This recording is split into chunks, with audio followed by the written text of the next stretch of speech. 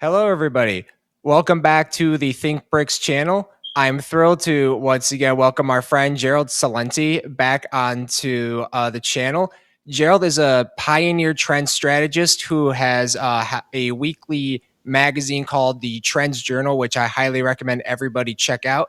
Gerald Celente has been tracking and forecasting trends for over 43 years and has called out, crises like the dot-com bust, the 1987 stock market crash, even the panic of '08, and, obviously the gold bull run before all these events occurred. So that's just a little bit of a slate of his resume to show why he is as crucial of a voice to learn about not just how to summarize 2025, but what to expect in 2026. Thank you again, Gerald, for joining us on the show today. Well, thank you so much for having me on. And by the way, some of my books were trend tracking, far better than Megatrends Time Magazine, Trends 2000, international bestseller. Yep, that's right. New Yeah, York Times and I've bestseller. been at this a lot of years, and they don't teach trend forecasting at Harvard, Princeton, Yale, Oxford, Cambridge. They don't know how to do it. Look at this year. Where did you hear anything much about what's going to happen in 2026? Just about nothing. This is what happened in 2025. That's the news media. And the media is gone. And it breaks my heart. And like you said, we call the dot-com bust. And this is when the magazine was a quarterly. Back in the autumn of 1999, we said it would bust by the second quarter of 2000. And I got to tell you, actually, I've been at this now 46 years. And I'm heartbroken to see where the world is headed. And all you have to do is look at gold and silver prices to see why this precious metal is such a safe haven asset. I began buying gold, and it's in this book, Trend Tracking, in 1978. I wrote the book in 89. And when the Iranian conflict broke out, people had no idea about the United States overthrow and the UK, that little clown, Winston Churchill, a little fat slob that loves war, that never fights, like the rest of these pieces of crap. One draft dodger after another. I'm the same age as Trump, by the way. He got 5 draft affirmatives. 5. One little Insane. clown after another that loves war but never fights. So going back to Iran and gold, they taught us to hate Iran, but Winston Churchill and Kermit Roosevelt, Theodore Roosevelt's grandson, MI6 and the CIA overthrew the democratically elected government of Mohammad Mossadegh in 1953 in Iran. You know why? That lousy bastard had the nerve to say, this oil belongs to the Iranian people. No, it doesn't. And they brought in the Shah and the Savak, the secret police that made the SS look good. These are the guys. So when when the revolution began, I said, this thing is real. And I started buying gold. So anyway, I've been buying it since then. And I've been following it since then. What's going on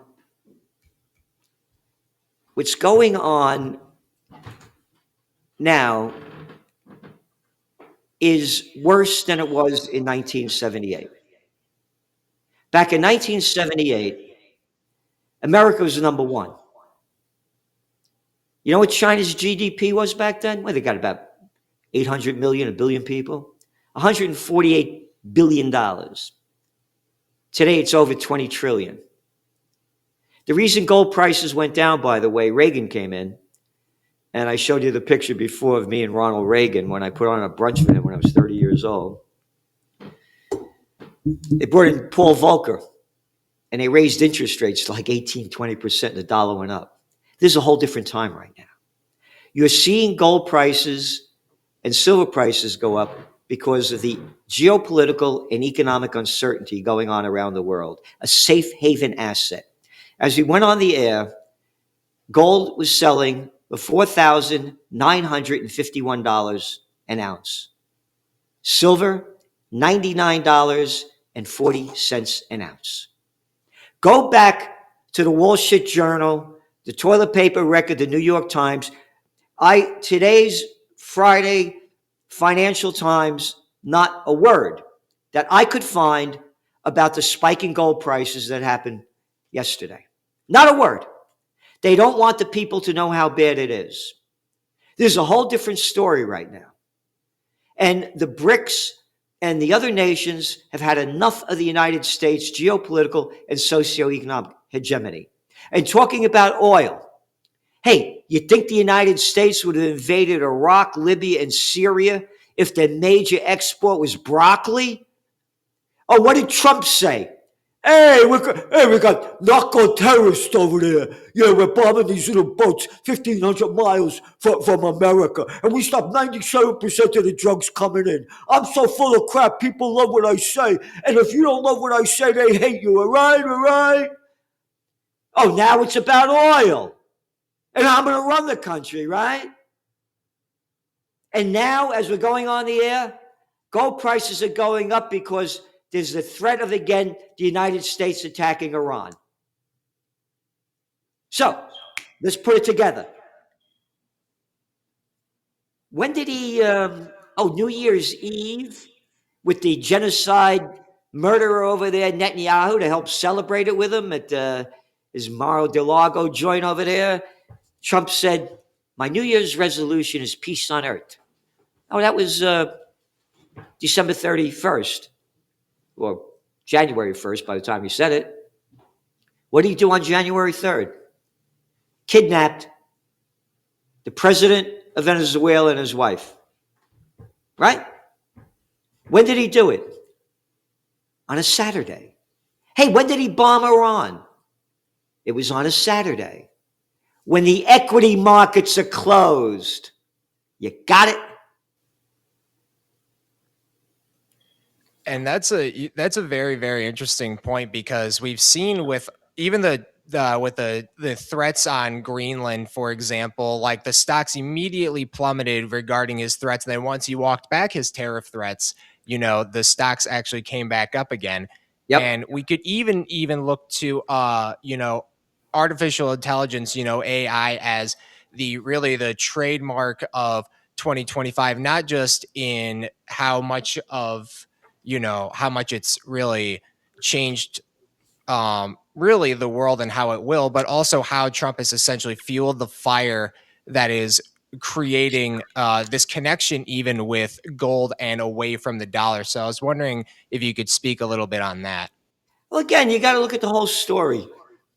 And look at the United States debt level. What is it? 38.5 trillion. Yeah, as of now, yeah. Yeah, and then when you put in Social Security and all the other debt that they have, you're looking at over 100 trillion. Nobody talks about this. Again, what I said to you before about why gold and silver prices are going up, and there's no comparison between 1978. The BRICS have had enough of the United States geopolitical and socioeconomic hegemony. Going back to what's going on and where it's going, what's Trump want to do? He wants to lower interest rates, right? The lower interest rates go, the deeper the dollar falls. The deeper the dollar falls, the higher gold prices go up. And when you talk about AI, we're forecasting, you go back to our magazine, Trends Journal, February 5th, 2025. There's going to be a dot-com bust. Trends are born, they grow, they mature, reach old age, and die. You don't invest all your money in the infant that was born in 2022. And again, you got to make connections between different fields. I talked about China. China's going to lead the world in AI. Very simple. Here, this is a T-shirt that I did when Bill Clinton ran for office in 1992.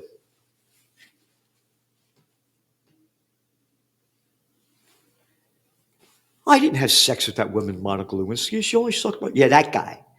This is a slime ball that gave us NAFTA, sucked the jobs out of America and brought them to Mexico. Now, I'm going back to AI. He brought China into the World Trade Organization. Go back to 25 years ago. 10% of Chinese 18-year-olds went to college back then. Now, nearly 70%. Young people are totally AI addicted. They're going to college. They're not like unlike America, where you go to college to get a degree in transgender studies or something stupid. They're really focusing on this stuff. And again, we write the facts in a magazine. China is investing very heavily in AI.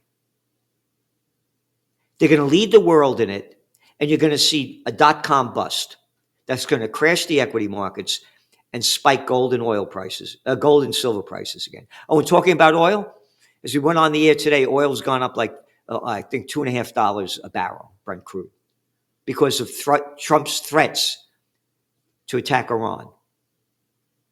So going back, and you got to put the whole story together. Before China came into the World Trade Organization, take a look at that country called Germany.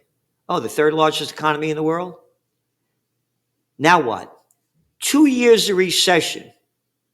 Oh, but 2025, our economy grew by 0.2%. Who the hell are you talking? Shove that 0.2 up you know what. 3 years of recession. The global economy's all going down, going back to oil prices. Why are oil prices so low? Go back this time last year, they were about, at least $10 a barrel more, because there's more supply than demand. The Western nations gave China all the heavy industry and high technology they never had when they went to China to get their cheap labor. You look at the Volkswagen, BMW, Mercedes, Porsche, you look at Ford, General Motors, you look at their sales booms when they first moved into China. China wasn't making this stuff. They were buying it. Not anymore. You gave them all they never had. Oh, who's the world leader in electric vehicles? Oh, China. Yeah. So what I'm saying is there's going to be a dot-com bust. The global economy is going down. Gold prices are going up. I believe the BRICS are going to come up with something such as a BRIC currency backed by gold. Yeah, there's been a lot of really interesting discussion about how BRICS is going to develop different instruments against the dollar, right? Like everything we've talked about, all of Trump's rhetoric and his behavior, the United States' actions in and their foreign policy has led them to this point that we are now, where countries like China and Russia, BRICS, and those that are emerging and growing themselves do not want to be, obligated to always do what the United States tells No. them to. And we're seeing this, like you said, the world's sort of transforming, in our eyes, to the point where these institutions like the G7, for example, that include countries like Japan that got passed up by India recently, Germany that's continuing to stagnate, are becoming much more irrelevant. And I was curious about what your thoughts were. What about a remark that Trump made, calling out the G7 and instead arguing for a new core five, which would actually just be, the United States and China, Russia, India, and Japan, completely eliminating Germany and the EU from this conversation here. What comes out of Trump's mouth doesn't mean anything. What do they call him? Taco Trump. Trump always chickens out. He says one thing and does another. So it doesn't mean anything. But again, it's China, India. You got to go by the numbers here. Here, the BRICS can now are responsible for 40% of the world's gross domestic product. 40%. And again, America's going down. So it's just talk with him. Again, when you're looking at some of the numbers here, the debt of the United States, it's growing about $8 billion every 24 hours. All right? I mean, there's no way. And again, it's China and they're not going to unite with the United States in economics. And again, Trump says one thing and does another thing. I mean, it's one thing after another. You ready for this? New York Times interview about a week and a half ago. The New York Times asked Trump if there were any limits on his global powers. Trump said, yeah, there is one thing: my own morality, my own mind. It's the only thing that can stop me. I don't need international law. My own mind? How about if you don't know everything? What are you talking about? Oh, you know who I am? Don't you know who I am? I know who you are. I had lunch with his brother, Robert, back in 2017. Robert Trump. I'm up here in Kingston, New York, which, by the way, was the first capital of New York State before the British burnt it down. And it's the third Dutch settlement. Anyway, across the river is a place called Wassaic. And his brother had a restaurant there. He goes on to tell me that when the father died, he left the family over $500 million worth of real estate. All right? Trump is nothing more than a spoiled little daddy's boy. I'm the same age as Trump. Yeah, I grew up in the Bronx. I'm a Napolitano from the Bronx. If you're not from the Bronx, you don't know what the trip is, all right? And I'm born right after the war. Whew, they couldn't control me. I'm the youngest of 5, by the way. See, when you're the youngest, you're the wildest. Anyway, the threat I used to get, matter of fact, I write about it in one of my books, what Zitzi gave Honey Boy. Zitzi is the Neapolitan dialect for auntie. And you can get this, by the way, by going to trendsjournal.com. Of everything I've written, is my favorite. It's what America used to be. And my aunts and uncles and how blessed I am to come from everybody. Anyway, I used to hear, like I'm a teenager, you little bastard, we had enough of your shit, you're going to military school. All right, I'll be good. You think I'm going to go to military school? I like chicks, cars, sports. My mother, Italian woman, great food. I'm going to get dressed up in a costume. Time to get up, time to go to bed, do this, do that, and eat crappy food. I'll be good. I'll be good. I read about it in the book. Trump was so narcissistic, they sent him to military school. Cornwall, New York, about a half hour south of me, in the middle of nowhere. Middle of nowhere. You're a teenager. That's how narcissistic he is to say stuff like this. And what did he say at Davos? They asked him, he said, you know, sometimes you need a dictator, and I'm a dictator. I'm not making this up. So you're asking me what he's going to do?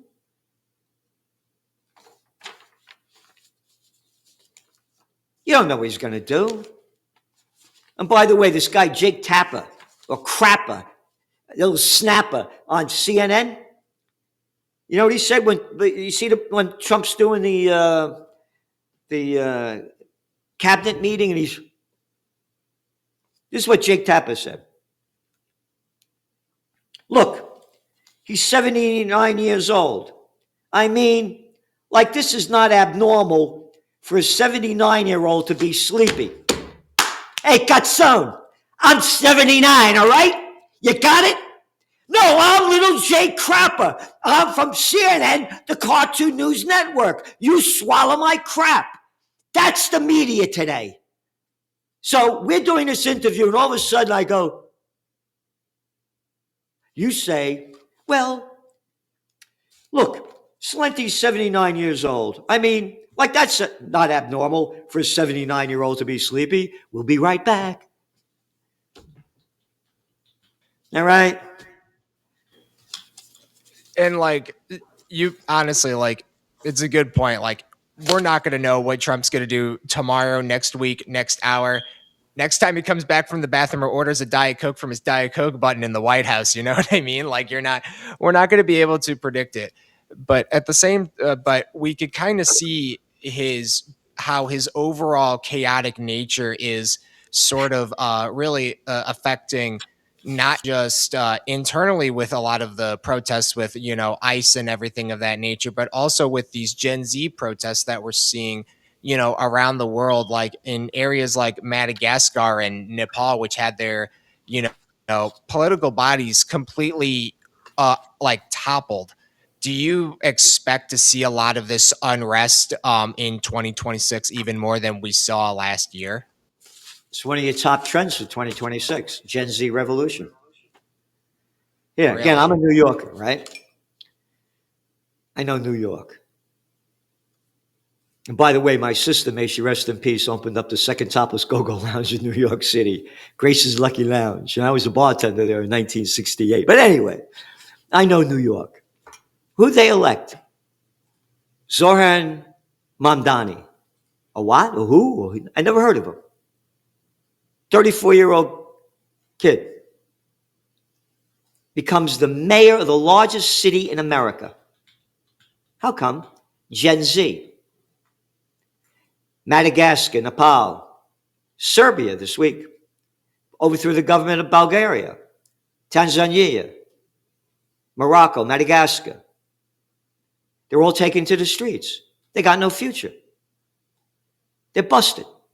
When I was a young guy, there were things called grocery stores, hardware stores, clothing stores, shoe stores, drug stores, hardware stores, fish stores. Now everything's a chain. The chains own everything. Once upon a time, there was this guy, Mussolini. The merger of state and corporate powers is fascism, his definition. And that's what we got. Going back to Gen Z, they got nothing. Hey, let's go back to Trump again. And again, talking about Gen Z revolution. Go back, anybody go Google it up, Trump's State of the Union address. It was 2019 or 20. And he said this is the real president of Venezuela. And they had that little clown boy, Juan Guaido. And all the Congress stood up and gave him applause. You know what Trump called Maduro back then? A socialist dictator. Hey, what does Mamdani call himself? A democratic socialist. You got it? The Gen Z has no future. They're broke and busted. You look at the numbers of college students that can't get jobs. And they're telling everybody now, get into the trades, get into the trades. Yeah, okay, great. Yeah, it's great. It's great you're into the trades, plumbing and electrical work. And but they can't get jobs. Gen Z revolution is going to happen. Like you said, this isn't in this, what's going on in the United States, sort of like a macrocosm or a microcosm all over the world. People, debt is reaching higher and higher limits. People can't afford their housing. People can't afford food. People can't afford, gas for their car or, whatever. And it's all going to cascade into just outright, outright revolt and need for change. And like all of these protests and everything like that is really just continuing to increase pressure on any sort of uh, voice that's going to actually, be the leader of change here. And the only, and people like you and also us that can broadcast this to the American audience to show that there are alternative voices that you can listen to. They have BRICS is trying to become much more of a voice for the global south, but also for countries just outside of this sphere to have just people treating others with respect and, government policy and diplomatic action to reflect that. And like you said, with all of this chaos, it's all directed towards taking these countries' developments down so they can take their resources and, everything of that nature and extract that wealth.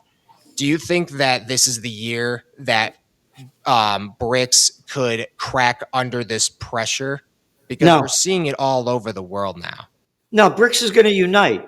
Again, the worse that they go, the more they're going to get together.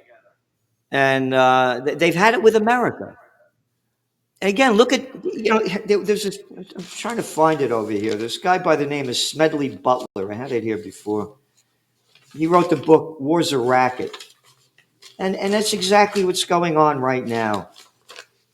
Oh, by the way, this is Trump. You know, the Bronx used to say bullshit has its own sound. When he was running for president, lying his way into office in September of 2024, we want to have peace on earth all over. October 20th, 2024. I'm not going to start a war. I'm going to stop wars. A year ago, I'm moving quickly to end wars, settle conflicts, and restore the planet to peace. I want peace. All right? So you ask me, what is he going to do? And again, I'm telling you, the world has had enough of this. And by the way, you know, before when we started, you asked me, you know about AI you were talking about. And what the hell is that thing? Anyway, when we do the top trends every year. Here we go. This is the one I wanted about the BRICS and Trump and war and everything else. But anyway, the magazine came out on for the top trends January 6th. We Googled up AI overview, top trends for 2026. This is what AI came up with. AI top trends for 2026 point towards a shift from 2025's, quote, quiet luxury to, quote, loud luxury, featuring bold colors, exaggerated embellishments, tassels, and bows. All right? So when I said to you before, nobody does trend forecasting, that's AI. How about shove this crap up you know what? Now, talking about the world, America, where it was and where it is, the book is called Wars of Racket. It was written by Smedley Butler, the top decorated Marine at that time in America's history. It's in the 1930s. I spent 33 years and 4 months in active military service. And during that period, I spent most of my time as a high-class muscle man, you ready? For big business. Again, fascism. The merger of state and corporate powers. Anyway, for big business, for Wall Street, and the bankers, or banksters as I call them. In short, I was a racketeer, a gangster for capitalism. I helped make Mexico, and especially Tampico, safe for American oil interests in 1914. I helped make Haiti and Cuba a decent place for the National City Bank boys to collect revenue in. I helped the raping of a half dozen Central American republics for the benefit of Wall Street. I helped purify Nicaragua for the international banking house of the Brown brothers. I brought light to the Dominican Republic for the American sugar interests. I helped make Honduras right for American fruit companies. I helped see to it that Standard Oil went on its way unmolested in China in 1927. Looking back on it, I might have given Al Capone a few hints. The best he could do was to operate his racket in 3 districts. I operated on 3 continents. That's just part of it. Nothing has changed. Oil, Venezuela, Nicaragua, Iraq, Libya, Syria. Now Iran. You got it? It seems and this pressure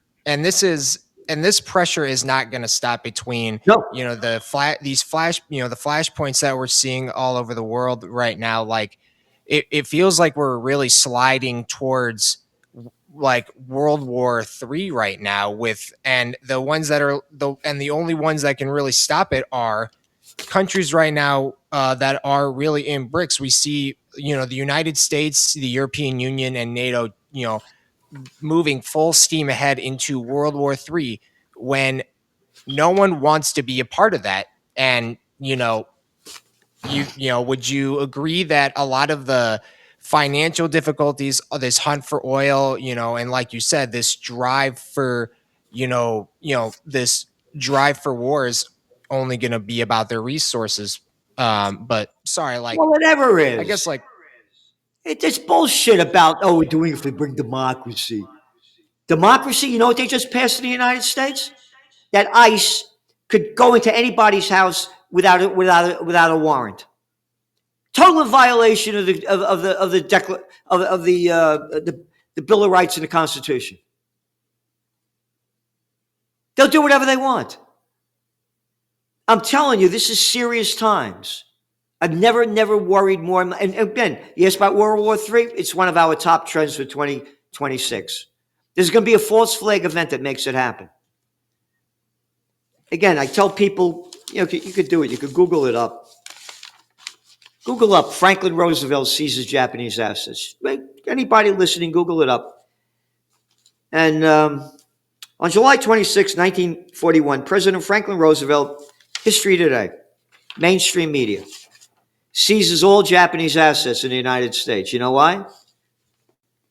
In retaliation for the Japanese occupation of French Indochina. French Indochina? Who the hell are you talking to?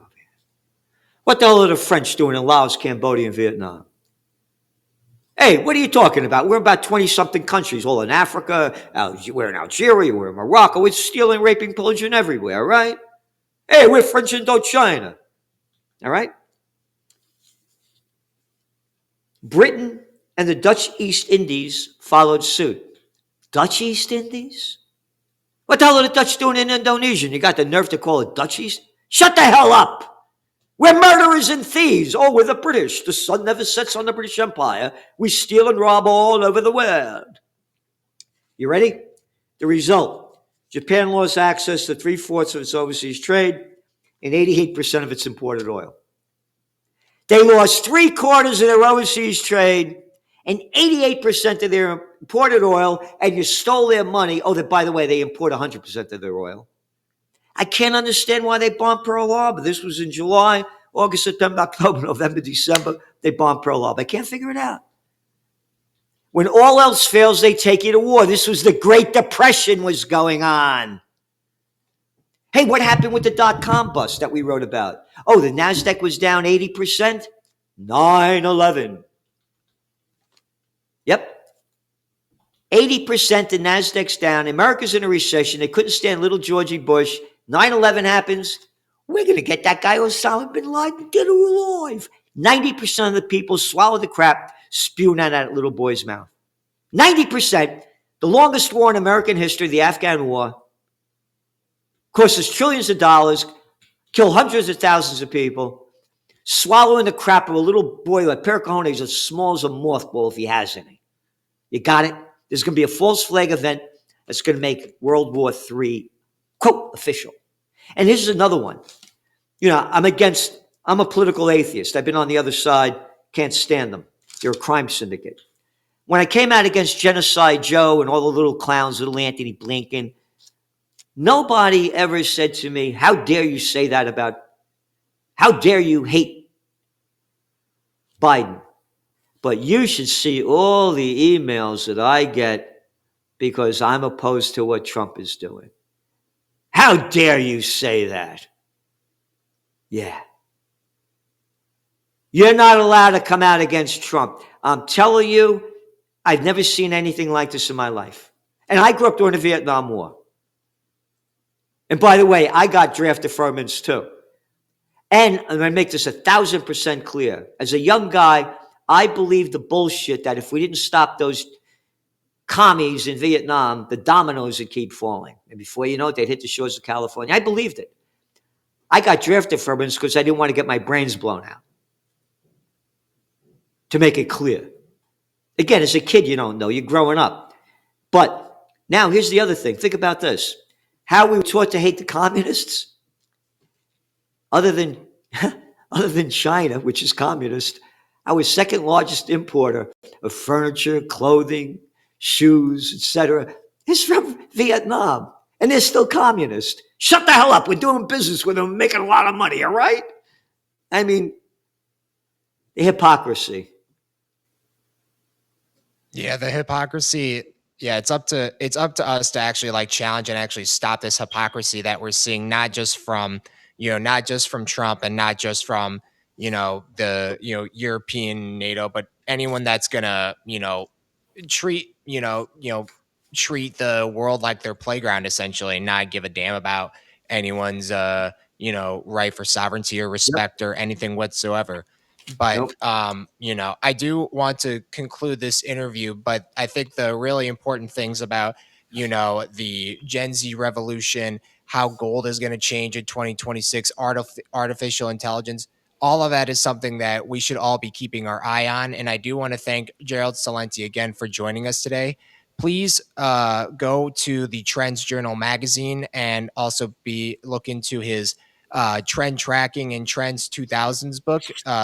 Great reads, super recommend, and check that out. You can use the we have a banner that you can use for a discount code for, I believe it's 20% off. So please use that. Please check out the Trends Journal. Great read. Not super, compared to what you get on the Wall Street Journal, New York Times, complete night and day. I can't say enough of it. But again, thank you again, Gerald Celente, for joining us today. And I hope we can get you back on soon for some of Well, the biggest flashes that we're going to see in 2026. well, thank you so much for having me. By the way, when they put the code in, it's the grand total of about $2.50 a week. The magazine's like 200 pages, from high-tech science to AI to geopolitics, economics. It's a magazine. You read what you want. You can print it out as a PDF, listen to it. And I want to thank you for everything you're doing. People say I'm angry. I'm angry. And there was a cat by the name of St. Thomas Aquinas, and he said, if you're not angry when it's morally just to be angry, you're immoral. And I believe it's morally just to be angry. And I launched Occupy Peace, by the way, a major peace movement over a decade ago. So I put my money where my heart and soul are. I had a big rally here. And I have one all the time, every year. I had Judge Napolitano, Scott Ritter, Joe Lauria, Dennis Kucinich, Roger Waters at a live broadcast. So it's not just empty words, So again, and everybody, it was Christmas time. How come nobody talked about the Prince of Peace? And so I consider myself a warrior for the Prince of Peace. And I'm not talking religious ways either. So thank you very much for all you're doing and having me on. I appreciate it.